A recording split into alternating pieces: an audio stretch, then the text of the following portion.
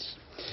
Mikhaïl Gorbatchev, c'est sans surprise, a donc été proclamé élu ce matin premier président de l'Union soviétique. Dans son discours de remerciement, le numéro 1 du Kremlin a insisté sur une nécessaire radicalisation des réformes dont il entend désormais assumer toute la responsabilité.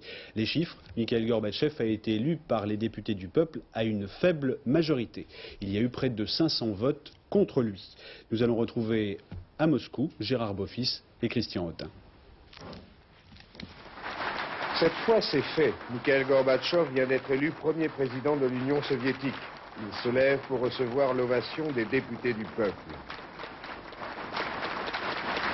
Pour une fois peut-être, l'émotion se lit sur son visage. Par un vote, l'Assemblée vient d'entériner le procès-verbal qui le nomme pour 5 ans à la tête de l'État.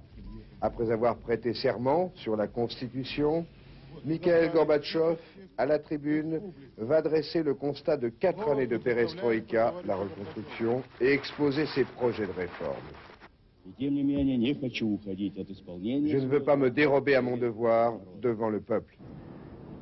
À la sortie du Congrès et dans les rues de Moscou à la mi-journée, déjà, les commentaires étaient nombreux après l'élection du président.